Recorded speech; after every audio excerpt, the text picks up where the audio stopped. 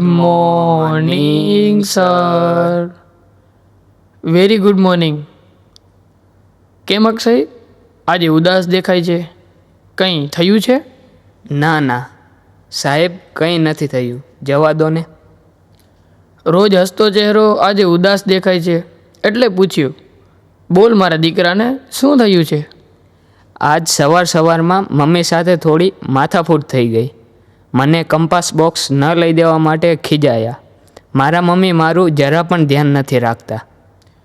ના બેટા, એવું ના હોય. સૌથી વધારે પોતાના બાળકનું ધ્યાન તેના માતા પિતા જ રાખે છે. તે પોતાના સંતાનો માટે જ જીવતા હોય છે. તને તારી માતાની વાત તો કચકચ લાગે છે ને? તો ચાલ, હું તને આજે એક વાત કહું. તે મહાન વૈજ્ઞાનિક થોમસ આલ્વા એડિસનનું નામ સાંભળ્યું છે?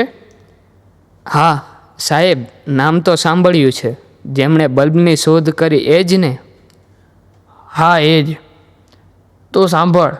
11 ફેબ્રુઆરી 1847માં અમેરિકામાં જન્મેલા થોમસને એક દિવસ મંદબુદ્ધિના કહીને સ્કૂલમાંથી કાઢી મૂકવામાં આવે છે અને સાથે એક ચિઠ્ઠી તેના શિક્ષક દ્વારા લખીને આપવામાં આવે છે કે ચિઠ્ઠી તારી માતાને આપજે.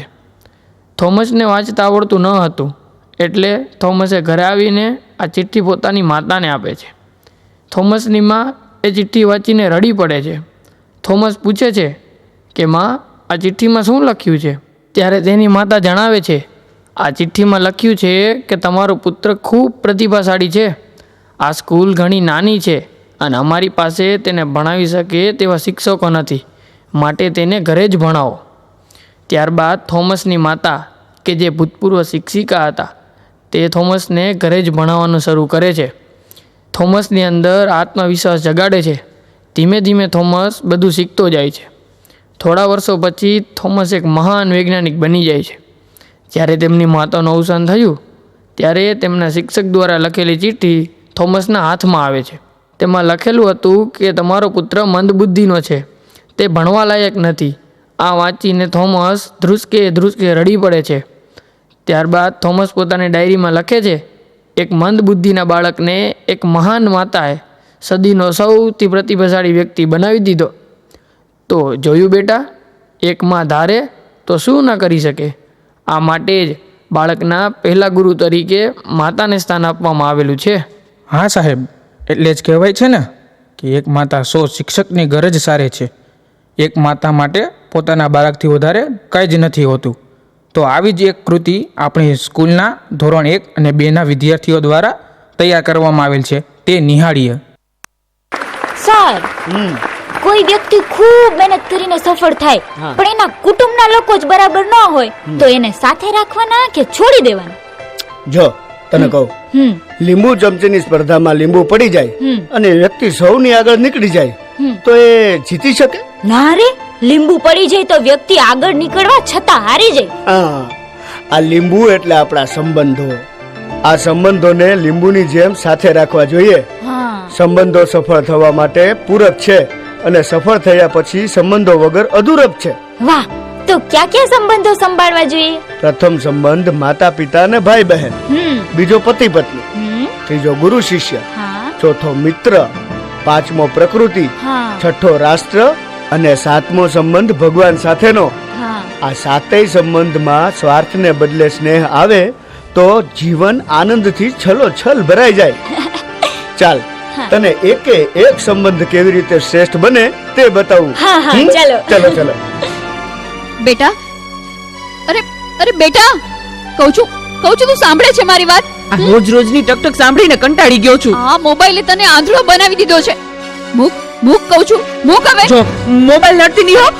લાવ કહું છું, મને દે કહું છું ને. આ શું કર્યું તે? પાછળ જ પડી ગઈ છે.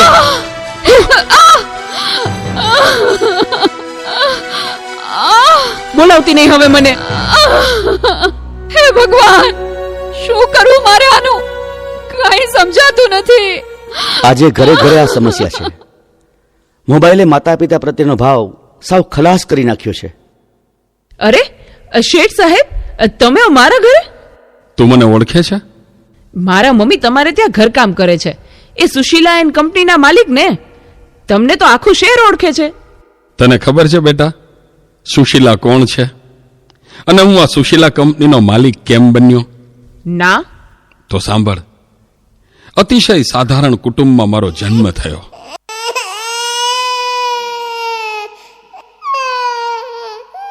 હતો હું સુતો પારણે પુત્ર નાનો, રડું છેક તો રાખતું કોણ છાનો. મને દુખી દેખી દુખી કોણ થાતું, મહાહેતવાળી દયાળી જ માતું.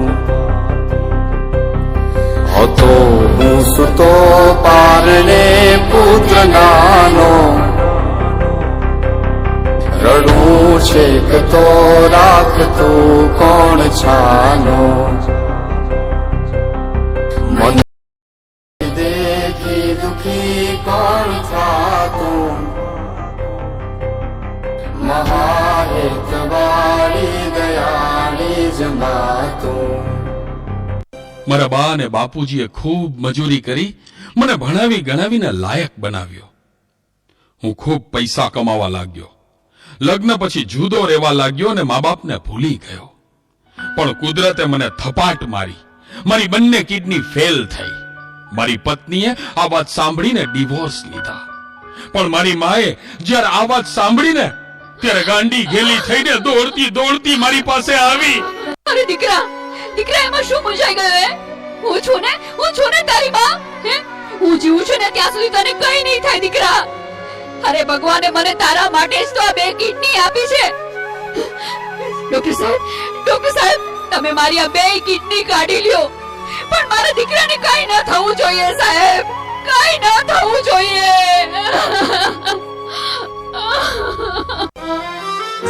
માથી મોટું કોઈ નહીં, મળે ને હોય ધડધડ કે જગદીશ, સૌ કોઈ નમાવે શીશ, અંબા આગળ આલિયા.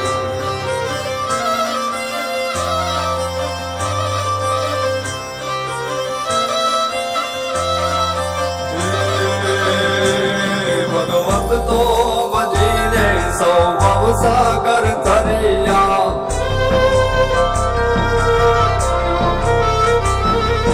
નામ રે જપીને પરમેશ્વર પણ મળ્યા. ભગવત તો વજીને સૌ સાગર ધરિયા, નામ રે જપીને પરમેશ્વર પણ મળ્યા. હે તારે ખોલ લે ખેલવા મુક્તિ ન માગો, તારાથી કરે દૂર એવી ભક્તિ ન માગો. હે તારે ખોલ લે ખેલવા મુક્તિ ન માગો, તારાથી કરે દૂર એવી ભક્તિ ન માગો. સુકામાં સુવાડે બિને પોડી પોતે,